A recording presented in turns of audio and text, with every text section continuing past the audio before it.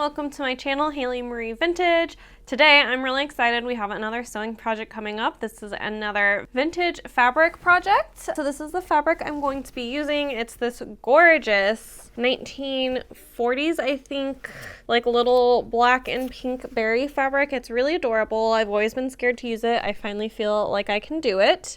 So I'm pretty excited about that. Are you saying hello? Oh, that's so nice.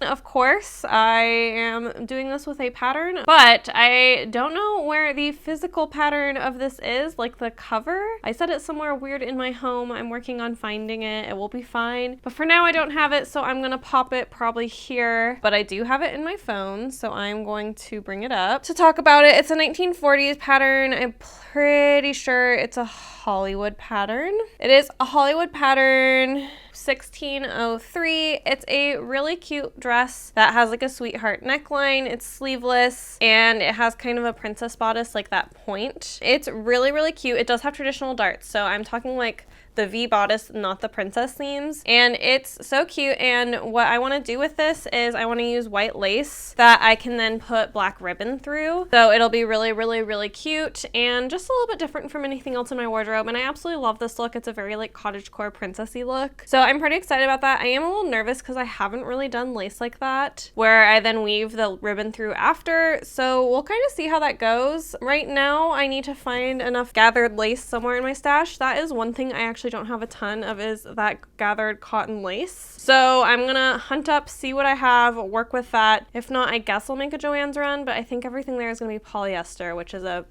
from me. So if I can't find it there, I might call my local fabric shop and see if they have any, but hoping I can just find enough in my stash already. But with that, let's just go ahead and hop into cutting. This should be a pretty straightforward project. The cutting for this dress was incredibly simple. It was only 4 pieces, which is really wild. It was a little bit less simple in that my width of fabric was really narrow, so I did have to do a little bit of puzzle piecing and rigging to get these all on my length of fabric. I found a big stain that I didn't know was there. But yeah, this was really simple. The only change I made was making a seam in the back, which I do just by cutting an extra 5/8 of an inches away from where you're usually supposed to cut on fold for the back, because I prefer a back zip as opposed to a side zip. All right, good morning. It is the day after I finished cutting the fabric. The cutting took like 3 seconds because it was only 4 pieces. This project doesn't really use facings. Instead, the way it has you attach the lace is the facing, which is really interesting, and I'm excited to give it a go. So a few things before we jump right into the sewing. First off, I realized I didn't mention this was the second pole dress. This dress actually lost, but I'm rebelling. You guys chose the gray one and the green one, which were for me the most boring dresses, so I decided to do this one. I also knew like the construction of this dress would be really, really interesting. So I wanted you guys to see that. The other dress would have been like an okay construction, but this one definitely had more unique elements to the construction with the way they have you attach the lace. However, the second thing is I overestimated my lace stash. I have a lot of really beautiful laces. However, I don't have a lot of really good like gathering thick cotton laces, like cotton eyelet laces. So because of that, I don't have the proper laces. Today I ordered the lace that I need to finish up this project, which means it won't get here. However, from reading all the instructions, it looks like I can basically complete the dress except for the lace. So that is what I'm going to do today. Today I'm going to really focus on basically getting the whole dress all sewn up and ready to go for when the lace comes in, and then I can just stick the lace on and be like good to go on the way. This does change plans, I guess, for this project. It will not just be a weekend project. I'll probably have to sew in the trim one evening after work. So that is the scoop.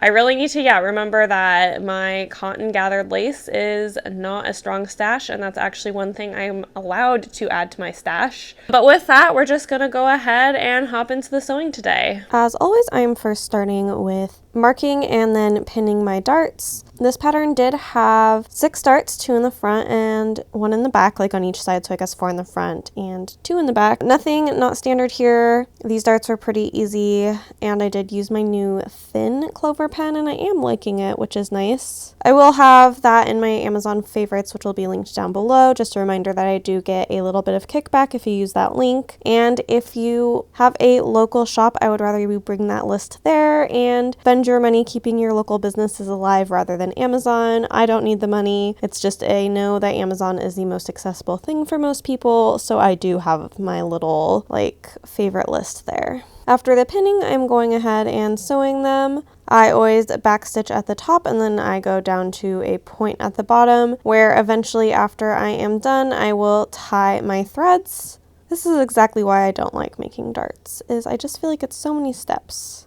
And then I am, of course, ironing the darts. So I learned something kind of interesting when I went to the Sew Expo recently. I'll link their video in the eye. That I guess sometimes it can look better if you press your darts up on your bust. So I am going ahead and working with that right now. I don't know that I think it makes a difference, but I didn't know that you could iron darts either way. And so I have been experimenting with that and what I think looks best on me.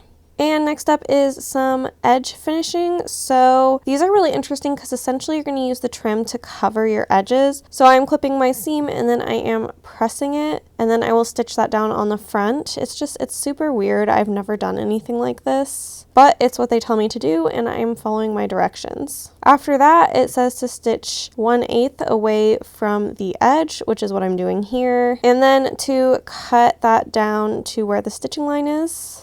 Basically, you're using this lace to finish the seam. So then I am stitching this lace on, just kind of almost like a bias binding, or I guess a channel. It's just very interesting. I'm not used to this process. I do think it definitely makes sense for something with trim like this because the trim definitely does cover the raw seams, and it's something I'll keep in mind for any time I'm sewing with trim because it's way easier to do this than to do the whole facing thing. And then after sewing those down and having my channels, I am then threading through my black ribbon. I don't have nearly enough black ribbon, so I'm going to have to actually stop by a store. So I only have enough black ribbon for this, which is fine because I'm going to need to order some cotton lace anyway to work further. But here I am weaving this. I'm going over 2 and then under 1 and then over 2 because I want it to have a little bit of a wider look as opposed to like the every other very, very tight look. And then once you get to the top, it has you basting the ribbon down at the top to keep it secure.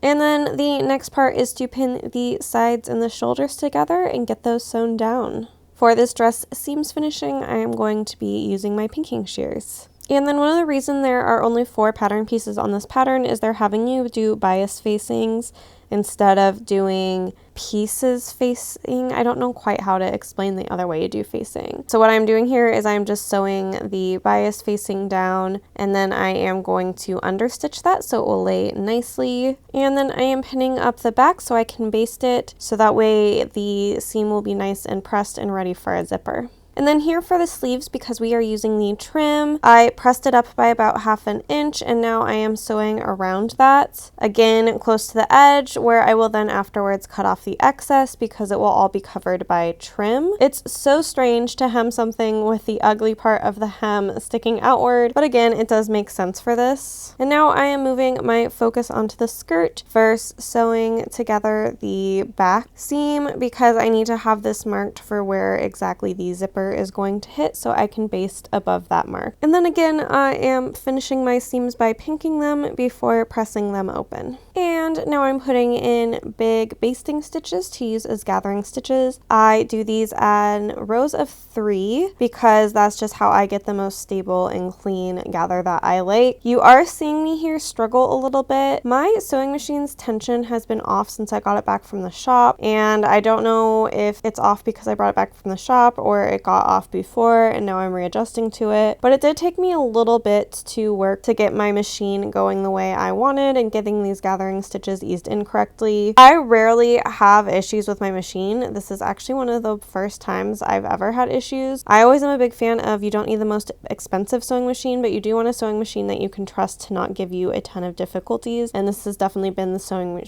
machine for me. It is no longer produced, so I can't really help you with that. But if you're a garment sewer, you don't need anything anything fancy, you just need something with a good straight stitch. And also here is your reminder that you can support this channel by buying me a coffee over on Ko-fi. Ko-fi is just kind of like a little tip jar. I just always appreciate it as it takes a lot of time and money to run this channel, but let's get back to sewing. And then here I am pressing up the bodice fold like area. I did this same exact method to put the bodice on in my last video, so I'm not going to go through it in detail, but basically it's what you do when you have a shape that you can't just sew things together and get, which in this case is the very nice point at the front of the dress. And then here I am actually top stitching that down. And now I like the result and how it turned out. I am pulling out all of the visible gathering stitches. This just gives a neater finish, and I prefer this in most cases unless it is an extra detail, kind of like smocking that I'm trying to add into a dress. It's pretty easy to pull out the basting stitches as long as you are pulling from the same threads you used to gather. And now I am prepping for the zipper. I've put in some zipper tape interfacing, which I've just learned I make zippers a lot more successfully if I have these in, so that is what I am doing here. And then I do not like using pins for my zippers, so here I am just sewing down the zipper essentially by feel, going all the way around the zipper and using a like kind of one-sided flap instead of an even middle zipper. This is just the way I prefer to do it. Everybody does their zippers a little bit differently, and this is what works for me. And then I'm doing the last thing I am doing for the day because I need my trim to come in before I can do anything else. I am just basically hand stitching down the bias tape facing that is around the collar. Now we are another day, or a few days away. I think it took about 3 or 4 days. The Etsy shipper was fast. I'll link the trim that I ordered down below because I was impressed with the service. But what the pattern specifies is that you need 1 3/4 length of the like armholes and things like that to get this gathered to the right level of gatheredness. So what I do is I first measure that length, and then I fold it in half and then in half again, so it's in 4ths. I then like pinch where it would then be 3/4, and I pull it up and I cut using that. Hopefully that makes sense. It's kind of using folding basically to do math, so you don't actually have to do math, which is the way to go. So that is how I got 3/4, is I just used 3 of the 4 sections to measure out the final section. I did that for both the sleeve and the skirt. It was much more challenging for the skirt. And then after that, I am reminding you what I am doing to start, which is I am doing a very, very, very narrow hem that is pressed towards the right side of the dress. Again, this feels really weird, but once you see where I'm going with this, it makes total sense.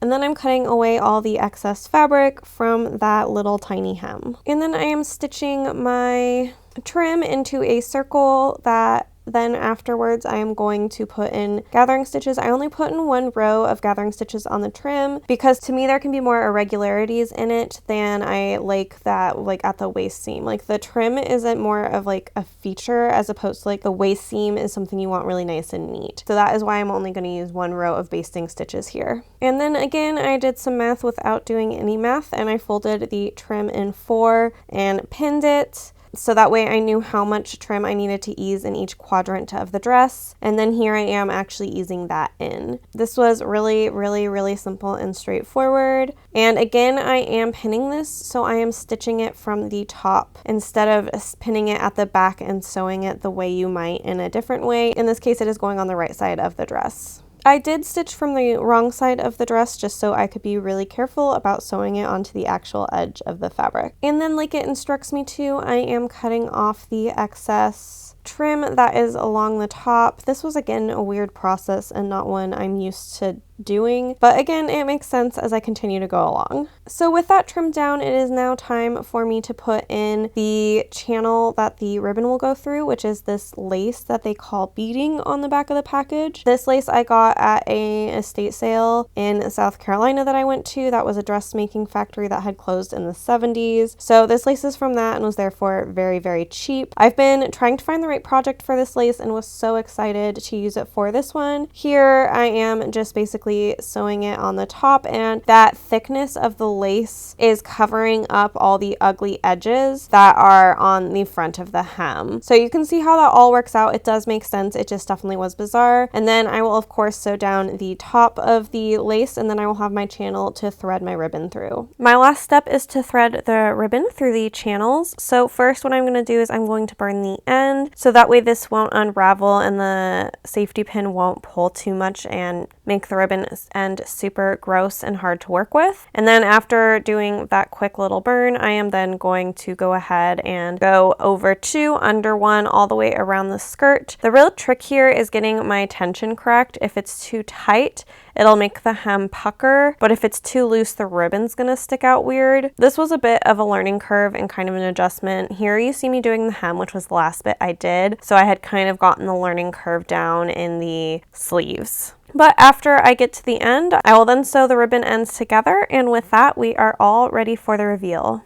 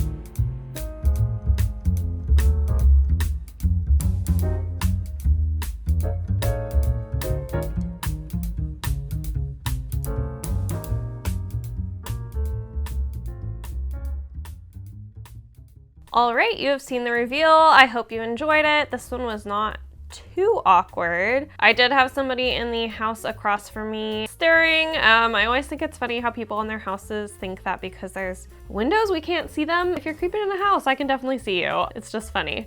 Spooky is really, really hyped right now. My heart rate is a little bit up because I just found a giant wasp in my house and I did the cup method, got it outside. I don't kill most things, but I don't kill wasps because if you miss, you get stung, and that's a hard pass. So I got that out, but I'm still feeling the like adrenaline rush from dealing with that. But let's go ahead and hop into this cost breakdown and the finished dress. So as always, I've got my spreadsheet that I sat on and wrinkled. This dress I would say was fairly moderately priced, not super expensive, but not super cheap. So the fabric was $59.99. I picked this up from Etsy years ago. This fabric would have definitely been slightly more expensive in the modern day, as if, you know, a few years ago is vintage. And then the notions that I bought are $32.27. I had to get all of that cotton trim. It worked really well. I'll link who I used for that down below. I actually probably would have gone with a different vendor if I had more time, but they were in the US and I knew I could get things pretty quickly. And then I also had to buy the ribbon, and then I also, like, there's 3 layers of trim in this, plus the usual zipper and